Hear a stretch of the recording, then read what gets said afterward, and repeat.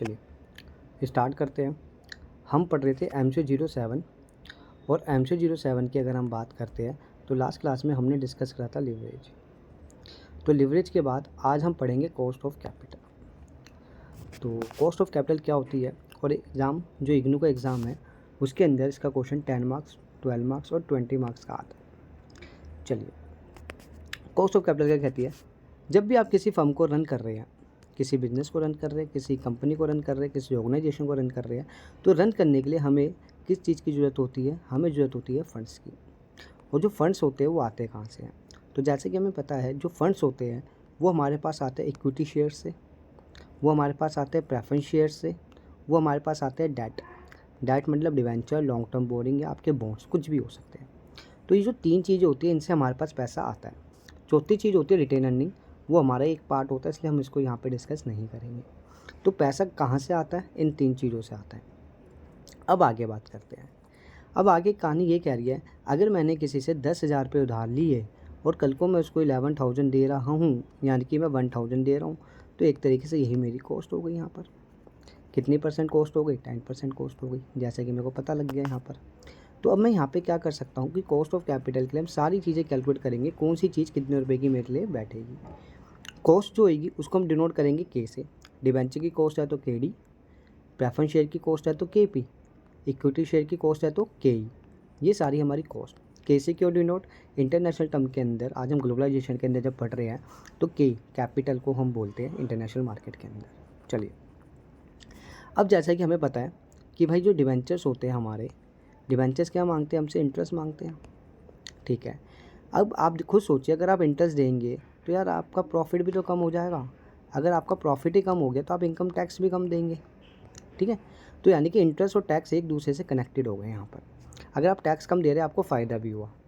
तो हम क्या करते हैं, यहाँ पे अपनी पहली कॉस्ट को आज डिस्कस करते हैं, जिस कॉस्ट का नाम है कॉस्ट ऑफ डिबेंचर। तो कॉस्ट ऑफ डिबेंचर, डिबेंचर क्या कहता है? डिबेंचर कहता है कि मेरे को तो बस आप इंटरेस्ट दे दो मेरा, और जितना मैंने पैसे लगाया वो मेरे को वापस दे देना, यानी मेरे को रिडीम कर देना वापस। तो अब हम इन्हीं से एक फॉर्मूला बनाते हैं।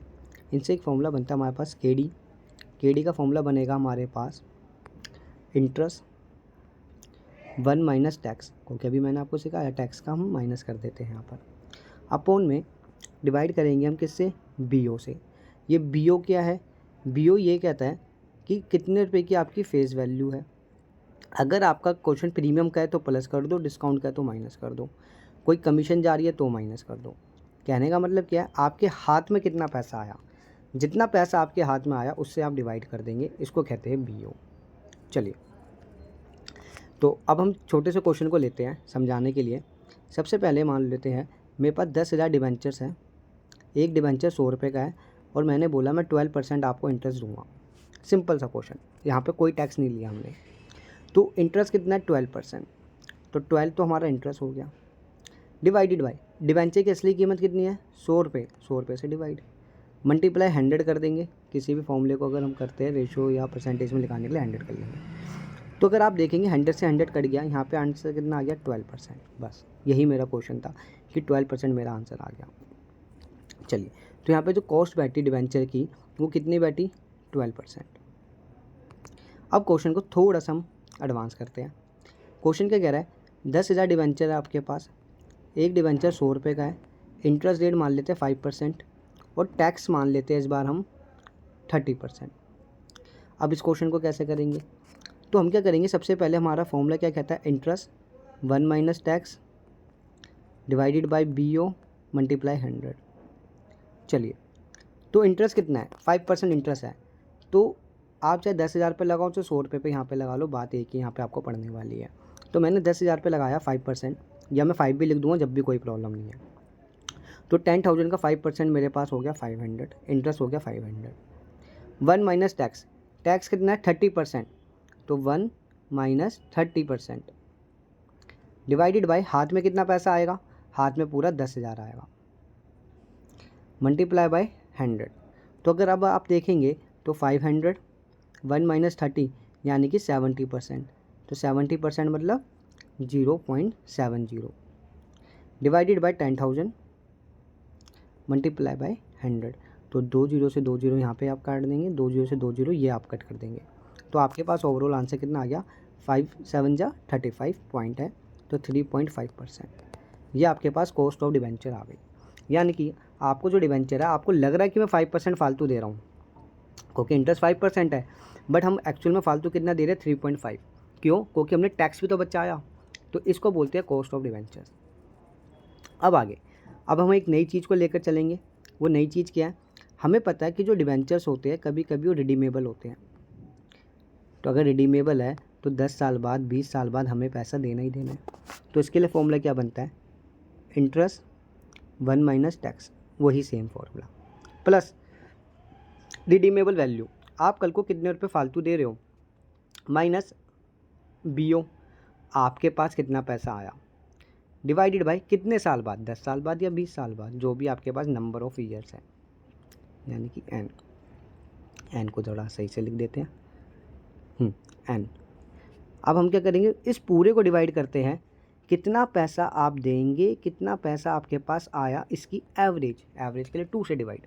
तो ये एक बहुत प्यारा फॉर्मूला हमारे पास बनकर आ गया कॉस्ट ऑफ डिबेंचर निकालने का। कब? जब डिबेंचर क्या होते हैं, रिडीमेबल होते हैं, इफ़ डिबेंचर आर रिडीमेबल। चलो अब इसको हम अप्लाई करते हैं हमारे क्वेश्चंस के अंदर।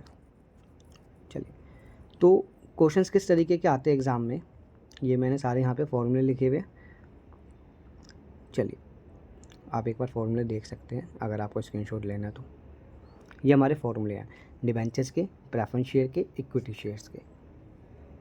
अब हम चलते हैं हमारे क्वेश्चन नंबर 4 पे। क्वेश्चन नंबर 4 क्या कहता है, क्वेश्चन नंबर 4 हमें ये कह रहा है कि आपके पास आपने इशू करे परपेचुअल डेट इशू करा 15 लाख का, जिस पे आप 10% इंटरेस्ट दे रहे हैं, कंपनी इशू कर रही है 10%। कह रहा है find the cost of debentures, tax rate आपको दे रखा है 40%, और यहाँ पे 3 केस दे दिए, एट पार यानी जितना आपने इशू करा उतना पैसा आपको मिला, एट डिस्काउंट आपने इशू करा थोड़ा सा कम में पर आप पैसा देंगे पूरा, एट प्रीमियम आपने पैसा ज़्यादा लिया बट आप पैसे देंगे थोड़े कम। चलिए, तो फेस वैल्यू क्या हमारे पास 15 लाख, तो यानी कि 15 लाख एक ऐसी वैल्यू है जो मेरे को पे करनी है। सबसे पहले पहले केस पर चलते हैं। तो पहला केस क्या कह रहा है, कॉस्ट ऑफ डेट, तो मेरे को फॉर्मूला पता होना चाहिए डिबेंचर्स का। कॉस्ट ऑफ डेट का मैंने आपको बताया था, इंटरेस्ट 1 माइनस टैक्स अपॉन में BO और मल्टीप्लाई 100। अब आप देखिए इंटरेस्ट कितना है, 15 लाख के डिबेंचर पे 10%, तो 15,000, 1,50,000। फिर टैक्स कितना था 40%, तो 1 माइनस 40% डिवाइडेड बाय कितना पैसा आपको देना है। तो आपको जो देना है या आपके पास जो पैसा आया वो आया कितना, 15 लाख। ठीक है, हमें BO चाहिए, कितना पैसा हमारे हाथ में आया, हमारे हाथ में आया था 15 लाख। तो इस पूरे को जब हम सॉल्व करेंगे हमारे पास आंसर आ जाएगा। कैसे आ जाएगा देखते हैं। तो 1 माइनस 40 कितना हुआ, 60% लिख सकता हूँ, यानी कि मैं 15 लाख का 1,50,000 का 60% निकालूंगा। ठीक है, डिवाइडेड बाय 15 लाख। तो जब आप इसको इससे मल्टीप्लाई कराएंगे तो 15 6 जा 90, ये हो जाएगा 90,000। तो आपके पास आ गया 90,000 डिवाइडेड बाय 15 लाख, और मल्टीप्लाई 100 लगाना मत भूलिए। जब आप इसको पूरे को डिवाइड करेंगे तो आपके पास आंसर आ जाएगा 6%। ये छोटे छोटे क्वेश्चन हमारे एग्जाम में आते हैं। अब बात करते हैं अगले क्वेश्चन की, कॉस्ट ऑफ डेट की। तो cost of debt at premium क्या कहता है, ये हमें कहता है अब आपको जो पैसा मिला वो प्रीमियम, यानी कि आपने फालतू पैसा लिया और आपको प्रीमियम जो दे रखा था क्वेश्चन में वो दे रखा था 10%। चलो सबसे पहले इंटरेस्ट कितना है, 1,50,000 आ गया। फिर 1 माइनस टैक्स आ गया। अब नीचे क्या आएगा, BO मतलब कितना पैसा आया। तो 15 लाख तो आपके डिबेंचर्स थे, आप बाहर से 10% फालतू ले रहे हो, यानी कि आप 1,50,000 फालतू ले रहे हो। तो टोटल कितना ले रहे हो, 16,50,000। तो आपने क्या करा, 16,50,000 से डिवाइड कर दिया, आपके पास ओवरऑल कॉस्ट आ गई 5.45। यहाँ तक बात क्लियर। अब अगला पार्ट उठाते हैं इसका, cost of debentures at discount. अब डिस्काउंट क्वेश्चन में कह रहा है हमें ऊपर 15%, अगर हम ऊपर क्वेश्चन देखेंगे 15% का डिस्काउंट है। तो 15% डिस्काउंट है, यानी कि आपको जो पैसा है वो कम मिला। यानी कि आपने लोगों को बोला भाई 15 लाख के मैं डिवेंचर आपको 15% कम डिस्काउंट में दे रहा हूँ। अगर हम 15% डिस्काउंट इसका निकालते हैं तो 2,25,000 पड़ेगा। अगर आप इसको इसमें से माइनस कर देंगे तो आपके हाथ में कितने आए, 12,75,000। इसको हमने बोला BO। आइए, इंटरेस्ट सेम रहेगा जो अब तक था, टैक्स और ये भी सेम रहेगा। चेंज क्या हुआ, BO। यहाँ पे पैसा कम आया 15%, तो 15% कम कर दिया, जो आंसर आएगा वो हम यहाँ पे देख लेंगे। डन। ये पूरा हमने क्या देखा, कॉस्ट ऑफ डिबेंचर, जिसके अंदर हमने रिडीम देखा, इररिडीमेंट देखा। अब हम बात करते हैं दूसरी चीज़ की। दूसरी चीज़ क्या कहती है हमारे को, X limited issued 100 face value preference share with the dividend 12%, payable after 10 years, the net amount realise per share 92। ठीक है, अब यहाँ पे आपको क्वेश्चन दिया प्रेफरेंस शेयर का, जिस पे 12% आप डिविडेंड देंगे, 10 साल बाद पैसा देंगे, और अभी आपके पास जो रियलाइज वैल्यू आई वो 92 आई। चलिए, तो मेरा कहने का यहाँ पे अब क्या मतलब आएगा, हमने तो डिवेंचर पढ़ा, ये प्रेफरेंस शेयर कहाँ से आ गया। तो जब हमने डिवेंचर देखा तो हमने इंटरेस्ट लिया था, प्रेफरेंस शेयर बोलेगा तो डिविडेंड लेंगे। PO मतलब प्रेफरेंस शेयर का कितना पैसा आया, सेम फॉर्मूला चलता है, कुछ नया नहीं है। अब हमने देखा था डिवेंचर का एक फॉर्मूला रिडीम वाला, प्रेफरेंस शेयर डिविडेंड, फिर हमने देखा था रिडीम वैल्यू और अमाउंट रिसीव कितना है डिवाइडेड बाय कितने ईयर, उससे डिवाइड। AR मतलब कितना पैसा आएगा, RV मतलब कितना पैसा जाएगा, डिवाइडेड बाय 2। ये प्रेफरेंस शेयर की बात है। तो ये हमारे फॉर्मूले यहाँ पर बन गए। ठीक है, अब ज़रा समझते हैं, मैं फॉर्मूला आपको लगा कर दिखाता हूँ यहाँ पर। तो हमारे पास फॉर्मूला क्या है, डिविडेंड कितना है, तो जैसा कि आपको पता लग रहा है डिविडेंड हमारे पास कितना है, 12%। ठीक है, तो डिविडेंड की जगह मैंने लिख दिया 12 प्लस रिडीमेबल प्राइस, आपको कल को कितने रुपये देने हैं, आपको तो कल को 100 रुपीज़ देने हैं, माइनस नेट प्रोफिट।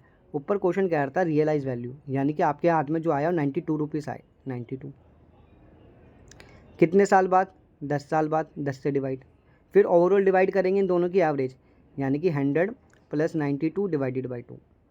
अब एक एक करके स्टेप्स को हम सॉल्व करते हैं। तो यही सारे स्टेप्स मैंने यहाँ पर लिखे हैं।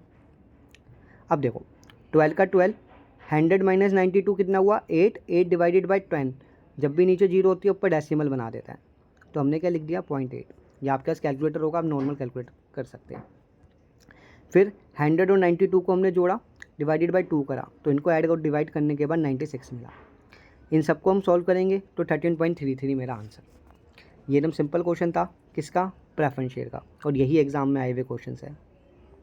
आगे चलते हैं, नेक्स्ट क्वेश्चन। देखो नेक्स्ट क्वेश्चन फिर से सेम क्वेश्चन यही दिया है। ये दो क्वेश्चन मैंने रिपीट इसलिए करे हैं क्योंकि इस वाले के अंदर आपको ना आंसर गलत दे रखा है। 10 ईयर से हमने क्वेश्चन उठाया है और इस वाले में आंसर दे रखा है इन्होंने सिंपल फॉर्मूले से, गलत है। तो कभी आप कंफ्यूज हो रहे हो अपने 10 ईयर के अंदर देखकर, इसलिए मैंने यहाँ पर ये लिया। अब आगे बात करते हैं, कह रहे cobra limited 1 lakh equity share. अब यहाँ पर हमने प्रेफरेंस शेयर देख लिए, डिबेंचर देख ली, ये तो इक्विटी शेयर आ गया। इक्विटी शेयर क्या कहता है कि भाई मेरे को आप डिविडेंड दोगे, कितने पे दोगे, जो मेरा मार्केट प्राइस चल रहा है, बस इतना सा काम। तो यहाँ पर कह रहा है जो शेयर का मार्केट वैल्यू है 25 है, पर शेयर 25 है।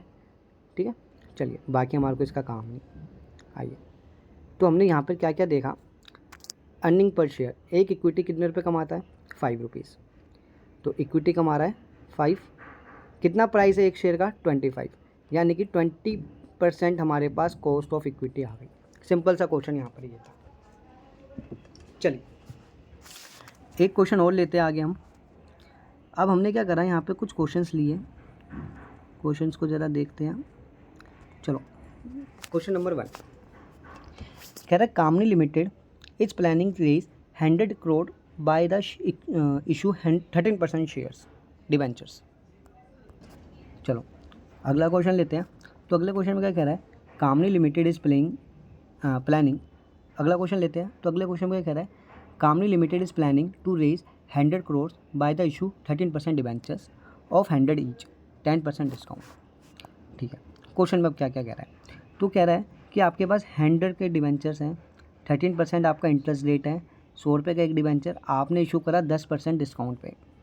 फिर कुछ अंडर राइटर्स होते हैं जिन्होंने कमीशन ली, उन्होंने बोला भाई हम 4% लेंगे आपके डिवेंचर्स को बिकवाने का। मैं कहा ठीक है भाई, दो केस दे दिए, कह रहा debenture are irredeemable and debenture are redeemable. अब आपको देखना टैक्स रेट कितना है, 35। आइए कहानी को ज़रा समझते हैं। कहानी ये कह रही है 100 रुपये का डिवेंचर, 10% डिस्काउंट यानी कि 10 रुपये, 4% अंडर राइटिंग कमीशन, यानी कि 4 रुपीज़ आप और माइनस कर देंगे तो 100, 10, 4, ओवरऑल आपके पास कितना बचा 86। तो एंड में आपको 86 रुपीज़ हाथ में आए। चलो, तो 13 रुपीज़ का इंटरेस्ट है, फॉर्मूला लगाते हैं, आई इंटरेस्ट 1 माइनस टैक्स अपॉन में NP या BO।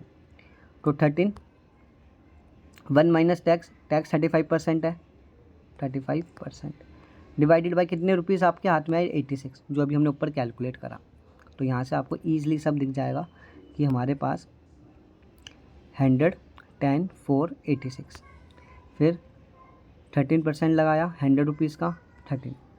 अब आप देखेंगे जब इस फॉर्मूले में पुट करेंगे तो आपके पास पूरा आंसर आ गया 9.83883। आगे अब हम सेकंड केस पर चलते हैं। सेकंड केस कह रहा है when the debenture are redeemable debentures.